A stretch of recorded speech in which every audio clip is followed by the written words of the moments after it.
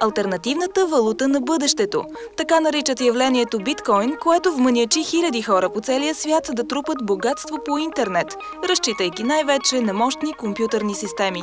Понятието произлиза от английските думи бит – единица информация, и койн – монета. Най-общо казано, биткоините представляват математически пари, които не могат да бъдат докоснати, не могат да бъдат и помирисани. Официално се наричат криптовалута. Криптовалутата, това е валута, която съществува само и единствено в интернет пространството. В интернет пространството зад нея не стои централна банка, клирингова къща или правителство, зад нея стои само единствено софтуер. Но първата представена валута, криптовалута де-факто е биткоин.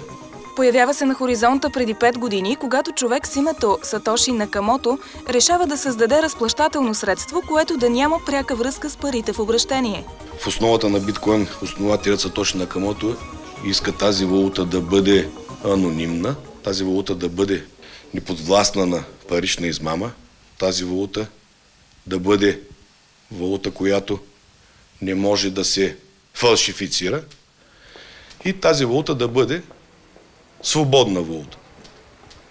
Така че, най-вероятно, не случайно те се появява в вихъра на световната финансова криза. Тогава хората търсят аналог на съществуващата система, който да предложи сигурност.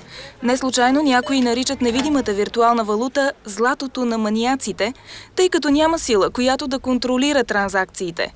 Всъщност, биткоин това е един цифров 33 знаков код, частен ключ. С този частен ключ вие може да подписвате вашите транзакции към съответните, билото магазин или друго лице.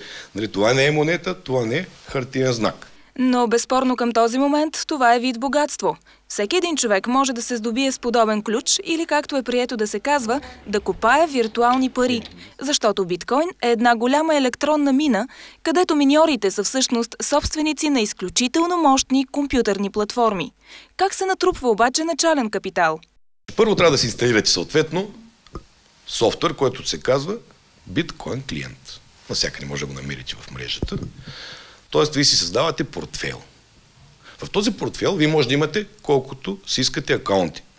Нали забелязахте, че никъде не говорим за име? Тоест, анонимно е.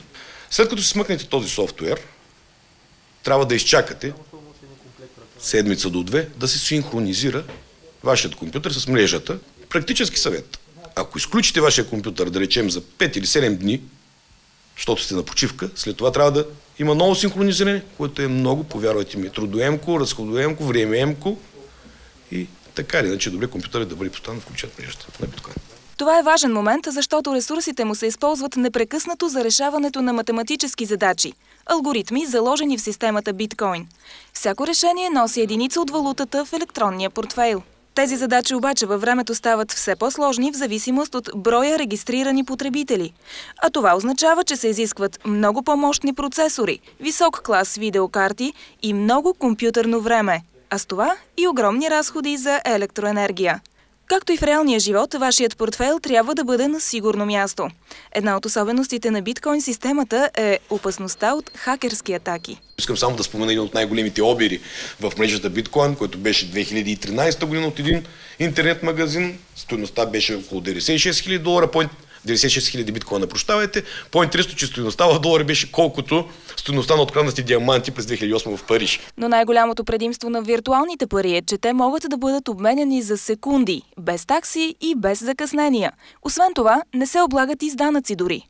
Когато ситуацията в Кипър бяха блокирани сметки на граждани и така нататък, ето ви една положителна страна на свободната валута биткоин. С това ключ за системи, своите биткоини, например в Канада, в момента вече има и бит автомати.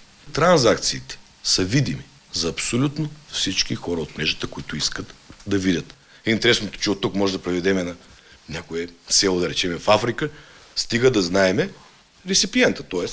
получателя. И ние знаеме само около 33 знаков код, като интересното е, че първата цифра винаги е 1 или 3. И в България вече има места, където можем да платим вечеря, кафе, да поръчаме софтуер или да отидем на екскурзия, като предоставим определено количество биткоини. Ако обаче си мислите, че процесът на забогатяване е неконтролируем, това съвсем не е така. Още със създаването на криптовалутата е заложен лимит.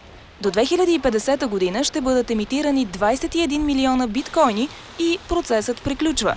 Дали ще бъде достигнат този обем и ще намери ли приложение навсякъде валутата, предстои тепърва да видим.